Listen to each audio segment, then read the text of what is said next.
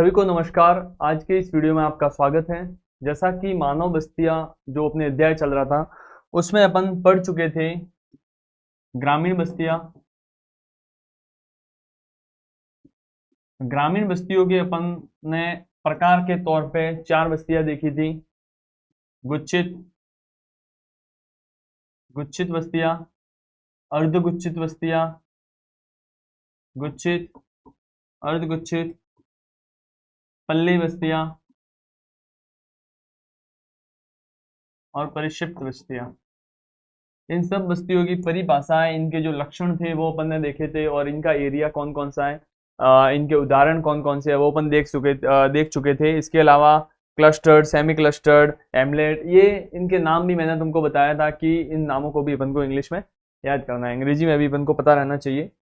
तो ग्रामीण बस्ती अपन ने मानव बस्ती जो अपने अध्याय चल रहा था उसमें अपन पढ़ चुके थे और इनकी विशेषताएं भी पढ़ चुके थे और इनके चित्र थे वो उस आधार पर अपन पढ़ चुके थे। अब अगला अपन के टॉपिक है वो है शहरी बस्तियां।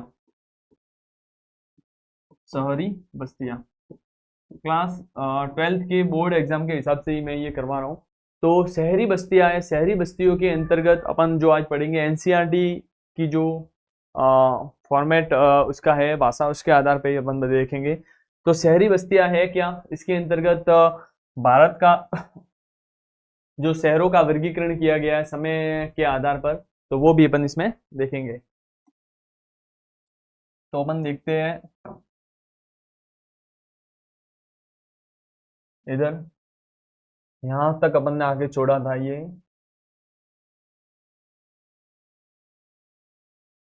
परिक्षिप्त बस्तियां, यहां तक अपन ने छोड़ा था परिक्षिप्त बस्तियां। परिक्षिप्त बस्तियों से अपन आगे चलेंगे तो आगे नगरीय बस्तियां या शहरी बस्तियां। तो ग्रामीण बस्तियों के विपरीत, ग्रामीण बस्तियों में जैसे कि अपन ने कार्य देखे थे, कृषि के कार्य होते थे, कृषि के कार्य होते थे। इसके अलावा यदि अपन इसमें शहरी बस्ती के अंतर्गत देखें तो इसकी जो मुख्य विशेषता है वो है इसका सहत या विशाल आकार।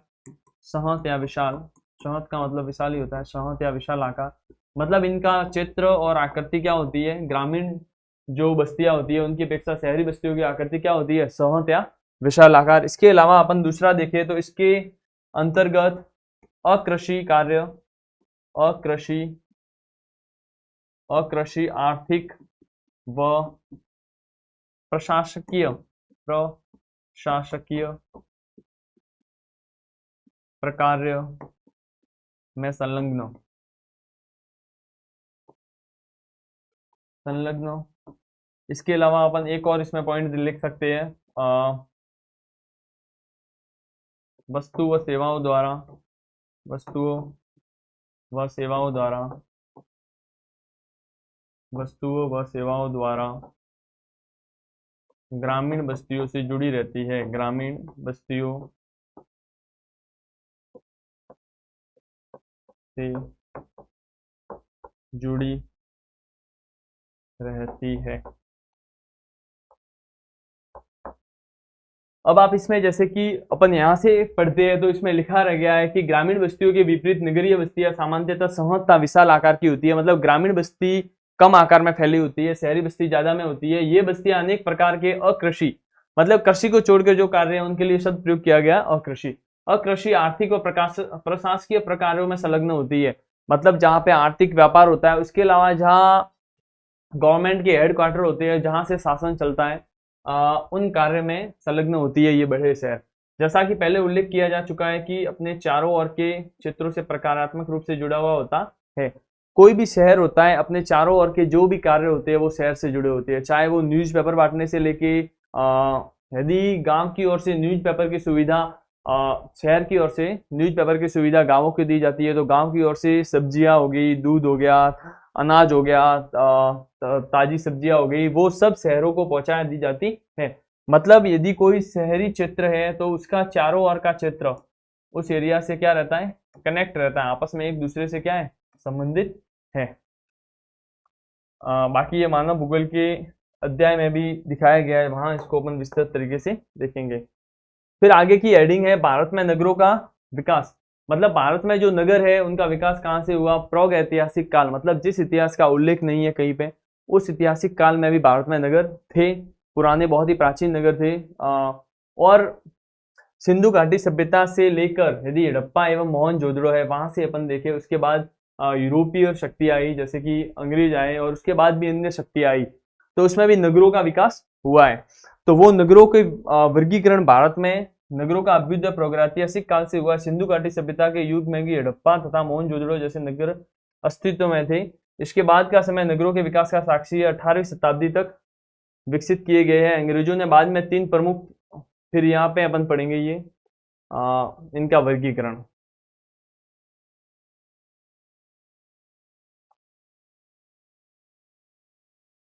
एनसीईआरटी में ये बताया गया है कि नगरों का वर्गीकरण भारत में जो नगरों का विकास हुआ है उनको 3 भागों में बांटा गया है।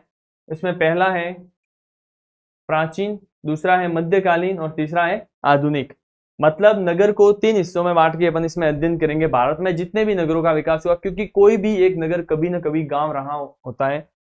एक गांव से, गांव के नोड के रूप में उसकी शुरुआत होती है, उसके बाद में उसका आकार बढ़ता जाता है।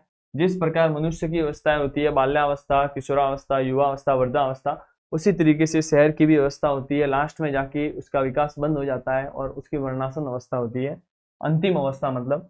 तो जो प्राचीन नगर है, प्राचीन नगर की श्रेणी में उन शहरों को रखा जाएंगे जिनका इतिहास लगभग 2000 साल पुराना है। इसमें इस तरीके से वर्गीकरण किया गया है।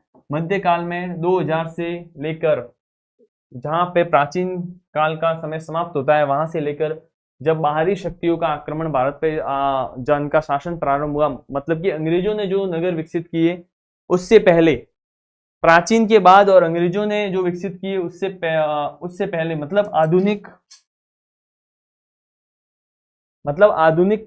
आधुनिक काल में जो नगर थे, आधुनिक काल में जो नगर थे उसमें यूरोपीय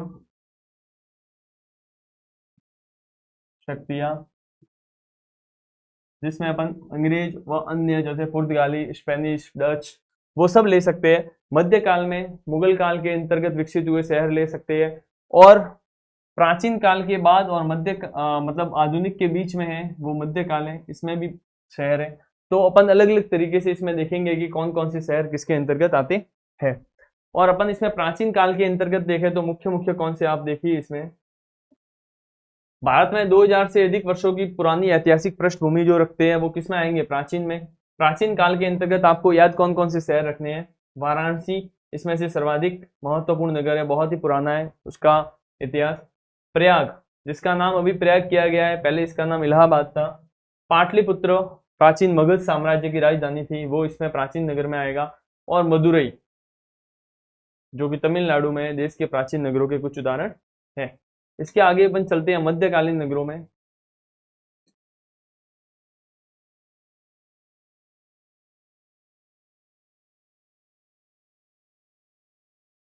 मध्यकालीन नगरों में अपन देखें तो 100 नगरों का इतिहास मध्यकाल से जुड़ा हुआ है। भारत के जो बड़े नगर हैं उसके लगभग 100 नगरों का रजवाड़ों था, राज्यों के मुख्यालयों के रूप में हुआ था। जैसे ही मतलब दिल्ली सल्तनत का विकास हुआ, उसी के साथ जो उनके आधिपत्य वाले रजवाड़े थे या राज्य थे, उनके सूबे थे, उनके जो मुख्यालय थे, जो बड़े बड़े सूबे थे इनके मुख्यालय थे, वो नगर लगभग मध्यकालीन नगर के अंतर्गत आते हैं। प्राचीन नगरों के खंडरों पर जो कि बड़े, जैसे कि दिल्ली है, बहुत बार बसी है, बहुत बार उजड़ी है, तो दिल्ली के जो प्राचीन खंडर थे उस पर भी वापस एक उस समय मध्यकाल के अंतर्गत भी दूसरा बसाया गया। तो ऐसे बहुत सारे नगर हैं उसके अंतर्गत अपन रख सकते हैं। तो इसमें आपको देखिए दिल्ली, हैदराबाद, जयपुर, लखनऊ, आगरा और नागपुर इसमें महत्वपूर्ण है। ये सब चीजें आपको याद करने की है। मतलब आपको 4-4 एग्जाम्पल, 4-5-5 एग्जाम्पल प्राचीन, मध्यकाल एवं आधुनिक में याद रखने हैं। आधुनिक नगर में आप देखिए अंग्रेजों के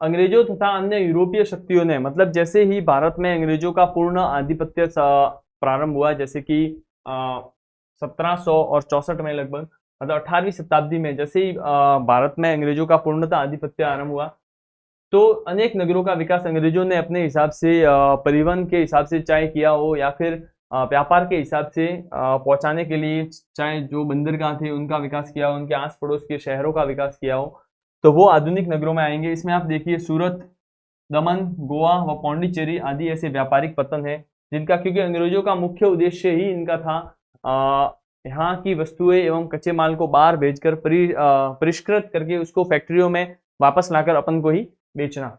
तो ये जो शहर थे, जो पतन से वाले किनारे के शहर थे, इनका विकास किन्होंने किया? अंग्रेजों ने किया। अंग्रेजों ने बाद में 3 मुख्य नोडों पर काम किया। मेन मतलब केंद्र इनके मुंबई, चेन्नई और कोलकाता, जिसका कलकत्ता नाम था पुराना, मुंबई का बम्बई नाम था, चेन्नई जो कि मद्रास था। इन तीनों नोडों पर इन्होंने ध्यान केंद्रित कर इनकी पकड़ मजबूत की, क्योंकि ये व्यापारिक केंद्र थे और बंदरगाह से जुड़े हुए थे। इसके बाद अपन अगले पेज पे देखें तो ये तालिका नगरीकरण की प्रवृत्ति की दी हुई है, वो अगले टॉपिक की है, अपन यहाँ तक अभी देखेंगे। अपनी प्रभाविता को प्रत्यक्ष तथा रजाड़ों पर नियंत्रण के माध्यम से बढ़ाते हुए प्रशासनिक केंद्र व ग्रीष्मकालीन स्थल के रूप में पर्वतीय नगरों को स्थापित किया। मतलब जिस प्रकार से अंग्रेजों का शासन चलता था, उन्होंने जो पर्वतीय नगर थे, जैसे कि मसूरी हुई, जहां पर ट्रेनिंग सेंटर इन्होंने स्थापित किया। इसके अलावा अपन देखें जैसे कि माउंट आबू, राजस्थान में माउंट आबू अपन देखें तो माउंट आबू में इन्होंने ग्रीष्मकाल का केंद्र बनाया। जैसे कि अजमेर में एजीजी था इनका, एजेंट टू गवर्नर जनरल, तो उनका केंद्र ग्रीष्मकाल के रूप में माउंट आबू को बनाया गया। तो ऐसे कई शहर स्थापित किए इन्होंने। तो प्रशासनिक केंद्र तथा ग्रीष्मकालीन विश्राम स्थलों के रूप में पर्वतीय नगरों को स्थापित किया। सिविल, प्रशासनिक तथा सैन्य क्षेत्रों को जोड़ा, मतलब विभिन्न कार्यों के माध्यम से इन्होंने शहरों को विकसित किया। इसमें औद्योगिक नगर अपन देखें तो यहाँ पे एक उदाहरण दे रखा है, जमशेदपुर। औद्योगिक नगर, आधुनिक उद्योगों पर आधारित जमशेदपुर नगर स्थापित किया। जमशेदपुर किधर है? झारखंड में। जमशेदपुर औद्योगिक नगर है, जमशेदजी टाटा उनके नाम पर स्थापित किया। फिर स्वतंत्रता प्राप्ति के बाद भारत में नगर अपन देखे प्रशासनिक आधार पर, क्योंकि गवर्नमेंट जैसे ही भारत आजाद हुआ उसके बाद उन्होंने राजधानी बनाने के लिए जिन नगरों को या शहरों को चुना, कई बार बिल्कुल नया शहर बना दिया जाता है, उसके लिए आर्किटेक्ट भी लगते हैं, वो अपनी योजना के मुताबिक शहर का बिल्कुल शुरू से विकास करते हैं, शहर का बिल्कुल शुरू से विकास करते हैं अपनी योजनाओं के मुताबिक। तो योजनाओं के मुताबिक शहर का बिल्कुल विकास करते हैं। उसमें कौन कौन से शहर इन्होंने बसाए वो आप देखिए, जैसे कि चंडीगढ़, भुवनेश्वर, गांधीनगर और दिसपुर। चंडीगढ़ ली कार्बुजिए,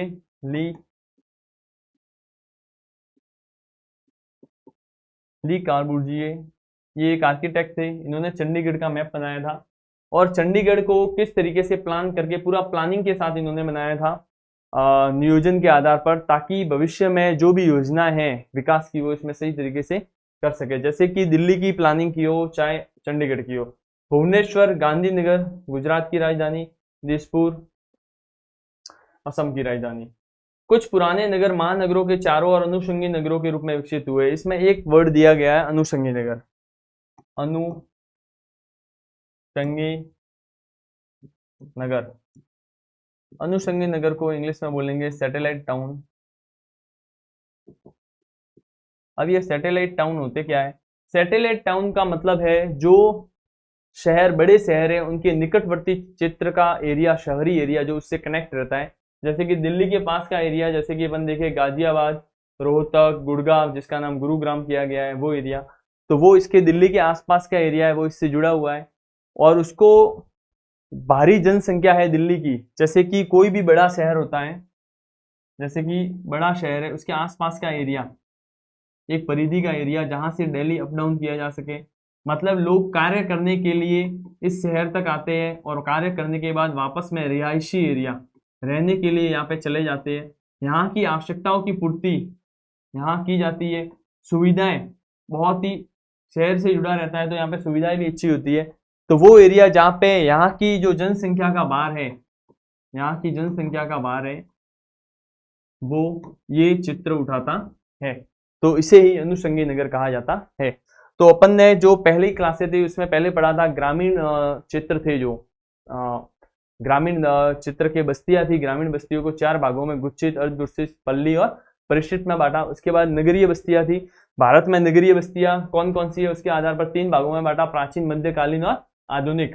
इनके 4-4 उदाहरण आप याद कर सकते हो। बाद में अपन पढ़ेंगे अगली क्लास में भारत में उद्योग नगरीकरण कैसे हुआ, किस प्रकार से टोटल नगरीय एरिया था उसका बढ़ता चला गया रेगुलर से। तो अगली क्लास में ये अपन पढ़ेंगे। Thank you.